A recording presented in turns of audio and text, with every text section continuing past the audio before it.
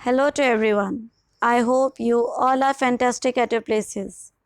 Let's continue our second chapter of history, class 9th, that is Socialism in Europe and Russian Revolution. Europe में समाजवाद और रूसी क्रांति। तो स्टूडेंट्स, पिछली वीडियो में हमने देखा था कि व्हाट इज़ सोशलिज्म। हमने समाजवादी विचारधारा को समझा था कि समाजवाद आखिरकार है क्या। Then we did that why it became so popular among the people. क्यों लोग इस विचारधारा के साथ इतने ज़्यादा जुड़ गए, क्यों ये विचारधारा इतनी पॉपुलर, इतनी लोकप्रिय हो गई लोगों के बीच में। मैंने आपको 4 सोशलिस्ट्स के बारे में बताया था, Robert Owen, Karl Marx, Louis Blanc and Frederick. इन चारों समाजवादी नेताओं ने अपने जो कंसेप्ट, अपने जो आइडियाज़ सामने रखे रिलेटेड टू सोशलिज्म, वो हम आज के वीडियो में डिटेल में करेंगे, ठीक है। But before that, in the previous video, I left you with the question of what are cooperative societies? Yeah, what are cooperatives? So we will continue. We will start our today's topic with the meaning of cooperatives. But before that, I would like to remind you that at the end of the video, you will get a question which you have to answer in the comment box. So let's start our today's topic with the meaning of cooperatives. Now what are cooperatives. सबसे पहले तो जहाँ पर भी को word साथ में लग जाता है किसी भी वर्ड से पहले, उसका मतलब ही होता है साथ, मिलकर, ठीक है। तो कोऑपरेशन, कोऑपरेटिव, कोऑपरेशन क्या होता है? किसी के साथ कोऑपरेट करना, किसी का साथ देना, किसी की हेल्प करना। तो कोऑपरेटिव सोसाइटीज़ या कोऑपरेटिव्स का जो कंसेप्ट था अकॉर्डिंग टू सोशलिस्ट, वो क्या था? They said it is an association of people who produced goods together. एक एसोसिएशन लोगों की जहाँ पर लोग आपस में मिलकर क्या कर रहे हैं, कोई भी सामान प्रोड्यूस कर रहे हैं, और उसके बाद उस सामान से, उस प्रोडक्शन से जो भी उनको प्रॉफिट मिला, उसको उन्होंने क्या किया? डिवाइड कर लिया। किस में? आपस में। किस बेसिस पर? अलग अलग बेसिस पर किया जाता है। कहीं पर अकॉर्डिंग टू रिक्वायरमेंट होता है, यहाँ पर लिखा है according to work done by members. जिसने जितना काम किया उतना प्रॉफिट उसको मिल जाएगा, या जिसकी जैसे रिक्वायरमेंट है उसके अकॉर्डिंग उसको इनकम या उसको प्रॉफिट मिल जाएगा। तो यानी कि जो भी काम हो रहा है, सारा प्रॉफिट किसी एक के हाथ में ना जाके वो प्रॉफिट सबको जो है इक्वली दे रहे हैं। Such kind of concept is called the concept of cooperatives. Now we will study about the ideas of 4 socialists. जो 4 हमारे समाजवादी नेता जो हमने पिछली वीडियो में देखे थे, उनके आइडियाज़ को आज हम डिटेल में पढ़ेंगे। तो let's begin with Robert Owen. Robert Owen का मानना था, पहले तो बेटा Robert Owen and Louis Blanc दोनों ने ही बात की थी कोऑपरेटिव कम्युनिटी या कोऑपरेटिव सोसाइटीज़ की। ये देखो, दोनों ही कोऑपरेटिव्स की बात कर रहे हैं, बट दोनों के आइडियाज़ में कुछ माइनर डिफरेंसेस थे। तो रॉबर्ट ओवन क्या कहते थे? He said he believed in to build cooperative community through individual initiative. This word is very important. व्यक्तिगत पहल, देखो लिखा हुआ है कि ये इनका मानना था कि कोऑपरेटिव कम्युनिटी, कम्युनिटी यहाँ पे मतलब है सोसाइटी, कोऑपरेटिव सोसाइटीज़ डेवलप की जाएं। और कौन डेवलप करेगा इसको? थ्रू इंडिविजुअल इनिशिएटिव, यानी हर पर्सन अपनी रिस्पॉन्सिबिलिटी निभाए। ऊपर अकॉर्डिंग टू रॉबर्ट ओवन किसी हेड की ज़रूरत नहीं है, किसी को गवर्न करने की ज़रूरत नहीं है, कि हर इंसान अपना अपना काम करे, अकॉर्डिंगली जो भी प्रॉफिट होगा उसको मिल जाएगा। इन्होंने इस तरह के जो है समाज की एक कल्पना की थी, आइडिया सामने रखा था। बट लुइस ब्लैंक क्या कहते थे? According to Louis Blanc, he wanted the government to encourage cooperatives and replace the enterprise. Enterprise वही है जो मैंने कैपिटलिज्म के बारे में आपको बताया था, ठीक है। अभी बात ये भी कोऑपरेटिव्स की कर रहे हैं, बट रॉबर्ट ओवन ने कहा था कि हर कोई व्यक्ति जो है जिम्मेवारी उठाए।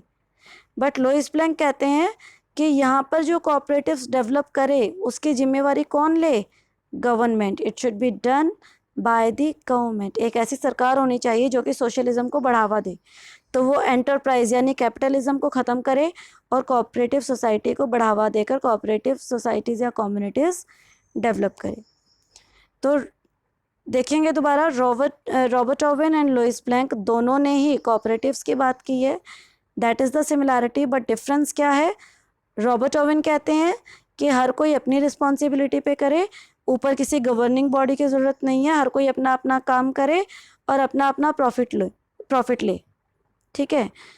लेकिन लुइस ब्लैंक ने कहा कि कोऑपरेटिव तो डेवलप करनी पड़ेगी, लेकिन हम अपने स्तर पर नहीं कर सकते। क्यों नहीं कर सकते? इनकी ऐसी सोच थी कि अगर किसी भी एक इंसान के मन में अगर लालच आ जाता है तो क्या होगा? पूरा सिस्टम खराब हो सकता है।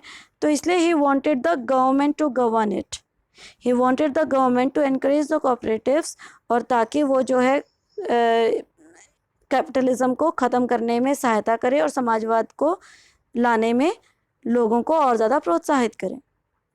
अब हम देखते हैं ideas of Karl Marx and Friedrich. I told you in the previous video also that Karl Marx and Frederick both were friends. ये दोनों ही जो है दोस्त थे और दोनों ने मिलकर काम किया। और कार्ल मार्क्स के जो आइडियाज़ थे बेटा, I told you earlier also that his ideas were revolutionary. ये क्रांतिकारी बातें करते थे, क्रांति लाने की बात करते थे। ये कहते थे कि सिस्टम बदलना चाहिए और वो प्यार से नहीं बदल सकता। अगर सिस्टम को एक कानून के अकॉर्डिंग बदलने की कोशिश करें या आराम से बदलने की कोशिश करें, वो कहते हैं ना भाईबंदी से, तो ये कहते थे ऐसा तो हो ही नहीं सकता, इट इज़ नॉट पॉसिबल। तो ये बात करते थे क्रांति की, इनके बड़े रिवोल्यूशनरी आइडियाज़ थे, and that's why his ideas became very very popular among the people, and somewhere those ideas and his thinking and this man became the milestone in bringing the socialism. So let's see that what were the ideas of Karl Marx and Frederick Engels. अब ये दोनों ही सबसे पहले तो क्या थे? Against capitalism. Capitalism मैंने आपको बताया था कि कैपिटलिज्म मीन्स पूंजीवाद, और ये दोनों ही पूंजीवाद के खिलाफ थे। और पूंजीवाद होता क्या है? जिसमें जो प्रॉपर्टी है, एन इंडिविजुअल और group of people own the property and they just think about their own profit. कोई किसी एक व्यक्ति या कुछ लोगों के हाथ में संपत्ति है, या कोई उस बिज़नेस को, काम को, प्रॉपर्टी को संभाल रहा है, और जितना भी प्रॉफिट आएगा वो उसी व्यक्ति या उस संस्था के नाम चला जाएगा, ठीक है। वो उसका प्रॉफिट बाकी लोगों में डिस्ट्रीब्यूट नहीं होगा। वो थी पूंजीवादी विचारधारा। और कार्ल मार्क्स जो है इसके बिल्कुल अगेंस्ट थे। कार्ल मार्क्स एंड फ्रेडरिक दोनों ही इसके बिल्कुल अगेंस्ट थे। क्यों अगेंस्ट थे वो देखते हैं। इनका कहना था that profit is produced by the workers. अब ऑब्वियस है बेटा, कोई भी इंडस्ट्री लगी है, सपोज फैक्ट्री लगी है, वहाँ पर अगर वर्कर्स ही नहीं होंगे तो क्या जो मालिक है इंडस्ट्री का, फैक्ट्री का, वो खुद जाके काम करेगा? नो, वो खुद तो जाकर काम नहीं करेगा, काम तो वो वर्कर्स से ही करवाएगा ना। तो कहता है profit is produced by the workers, कि सारा काम, इतनी मेहनत वर्कर्स करते हैं, but owned by the capitalist और द ऑनर्स। पर जब उससे जब मुनाफा मिलता है, जब प्रॉफिट मिलता है, तो वो सारा प्रॉफिट कहाँ चला जाता है? जो भी ऑनर होता है, मालिक होता है, जो पूंजीवाद होता है, जिसका वो बिजनेस होता है, सारा प्रॉफिट वो ले जाता है।